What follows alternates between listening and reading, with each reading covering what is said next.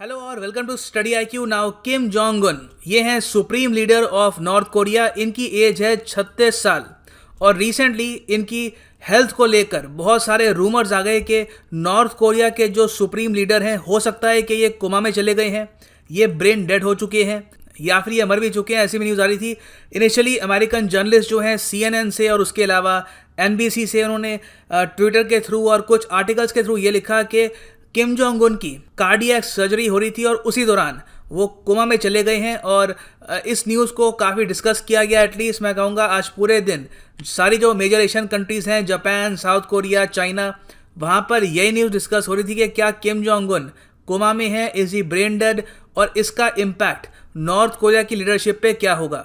मगर पहले मैं आपको ये बता दूं, अभी के लिए ये बात कंफर्म हो चुकी है कि किम जोंग उन की जो हेल्थ है ये बहुत ज़्यादा ख़राब है। ये एक रूमर था, ये रूमर गलत है, ऐसा कुछ हुआ नहीं है, कोई वो कोमा में या फिर ब्रेन डेड नहीं है। हाँ, हो सकता है कि कुछ उनकी तबीयत खराब हो, मगर ओवरऑल उनकी हेल्थ को कोई ज़्यादा नुकसान हुआ नहीं है।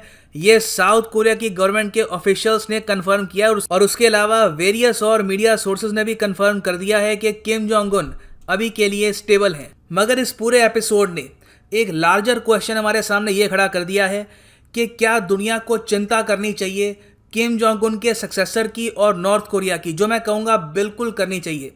इस इशू को लेकर एक बहुत ही अच्छी किताब है द ग्रेट सक्सेसर। ये किताब लिखी है एना फीफील्ड ने। इस किताब में पहले तो ये बताया गया है कि किम जोंग उन की जो ओवरऑल हेल्थ है ये काफ़ी ख़राब है। आप अगर उनकी फिजिक देखें तो उससे आप बता सकते हैं कि बहुत ज़्यादा ओवरवेट है। और इस किताब में बताया गया है कि 2014 से ही इनको बहुत सारी हेल्थ प्रॉब्लम्स थी। एक बार ये 30 दिन के लिए गायब हो गए थे क्योंकि इनको एक गाउट मतलब एक गठिया का एक अटैक आया था और उसके बाद ये चल नहीं पा रहे थे। उसके बाद जब वापस ये मीडिया के सामने आए तो एक वॉकिंग स्टिक के साथ आए थे। और फिर रिसेंटली जब मून जाए इन जो साउथ कोरिया के प्रेसिडेंट हैं उनके साथ जो इनका एक समिट हुआ इन साउथ कोरिया, उस दौरान इनको कुछ एक्टिविटीज़ करनी थी, जैसे कि एक पेड़ था उसके आसपास कुछ मिट्टी डालनी थी।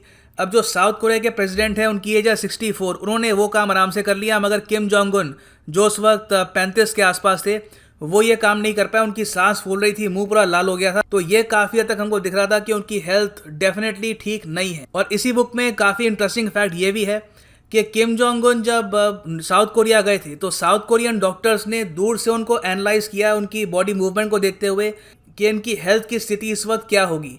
तो ये बताया गया कि देखिए इनका जो टोटल बॉडी मास इंडेक्स है ये 45 या फिर 46 के आसपास होगा। जो इनकी हाइट है आप अगर देखें तो सिर्फ है 5 फुट 7 इंच और इनका टोटल वेट है 300 पाउंड, मतलब कि केजी में आप कह सकते हैं रफली 136 या फिर 137 केजी। तो मैं कहूँगा एक छोटे हाइट की व्यक्ति के लिए इतना ज़रा वज़न वैसे भी काफ़ी हद तक ख़राब है और इसकी वजह से काफ़ी उनको हेल्थ कॉम्प्लिकेशंस ऑलरेडी आ चुकी हैं। डॉक्टर्स ने ये बताया कि ओवरऑल इनकी जो लाइफ स्पैन है, इनकी ओबेसिटी और स्मोकिंग हैबिट्स, उसकी वजह से 10 से लेकर 20 साल ऑलरेडी कम हो चुकी है। सो इसलिए दुनिया भर में जो वर्ल्ड लीडर्स हैं वो इस बात को लेकर भी चिंतित हैं कि अगर इस अनस्टेबल कंट्री का जो तानाशाह है ये अचानक से मर जाता है तो इस कंट्री के साथ क्या होगा। एक मेजर क्वेश्चन ये है, what if Kim Jong Un dies, क्योंकि उनका जो सक्सेसर है वो क्लियर है नहीं कि बेसिकली उनके बाद उनकी कंट्री को संभालेगा कौन। किम जोंग उन के जो बच्चे हैं वो बहुत ज़्यादा यंग है, पब्लिक में उनको कोई अभी अटेंशन मिली नहीं है।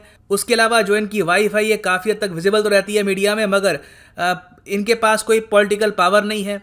इनकी एक बहन है किम जोंग उन की, किम यो जुंग के नाम से, ये इनकी काफ़ी हेल्प करती है। मगर प्रॉब्लम यह है कि नॉर्थ कोरिया जब से वजूद में आया है तो कभी भी हाई रैंक पर एक फीमेल लीडर पावर में नहीं रही है। तो आप कह सकते हैं ये काफ़ी बड़ा एक फैक्टर रहेगा to decide the next successor. तो ओवरऑल अभी आप देखें तो नॉर्थ कोरिया में हमें कुछ पता नहीं है कि अगर सरप्राइजिंगली किम जोंग उन को हार्ट अटैक आ जाता है या फिर वो मर जाती हैं तो उसके बाद कंट्री को संभालेगा कौन। और चिंता की बात यहाँ पर यह है कि पावर ट्रांजिशन अगर प्रॉपरली नहीं हुआ तो नॉर्थ कोरिया का जो पॉलिटिकल सिस्टम है ये टूट जाएगा। उसके रिस्पॉन्स में हो सकता है कि नॉर्थ कोरिया से एक मास रेफ्यूजी क्राइसिस आपको देखने को मिले। नॉर्थ कोरिया की टोटल आबादी है 2 करोड़ 55 लाख, इसमें से बहुत ही बड़ी संख्या है करीब 60 to 70% लोग जो पावर्टी के बिल्कुल करीब हैं।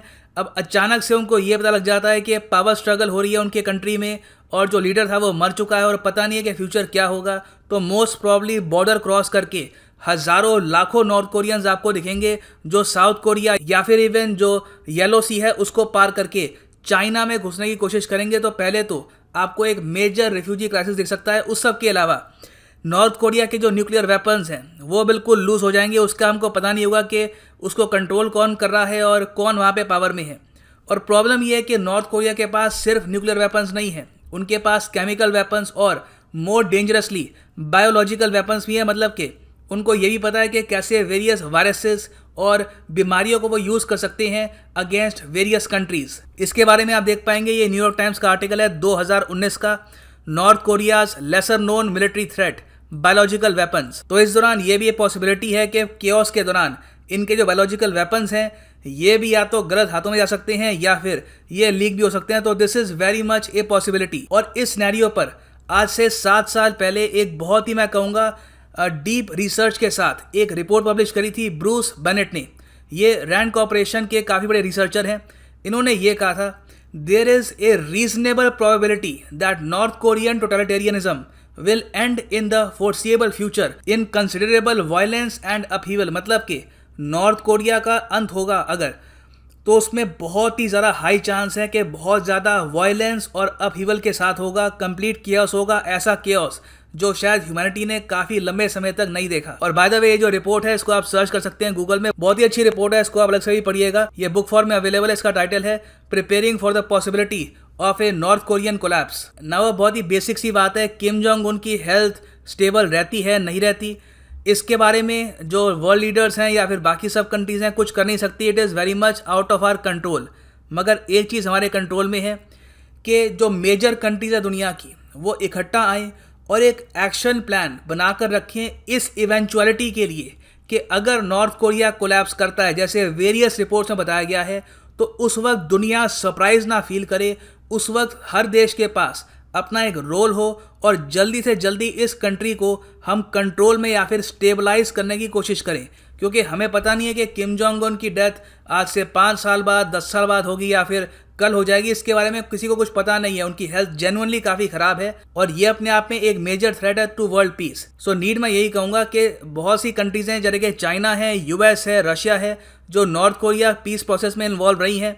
अगर वो इकट्ठा आती हैं और एक आप कह सकते हैं अनऑफिशियल प्लान बना के रखते हैं for a possible north Korea collapse, तो उस टाइम जो डैमेज है ये काफ़ी हद तक लिमिटेड होगा। सो ये है एंड इस वीडियो का। Thanks for listening and as always God bless you all.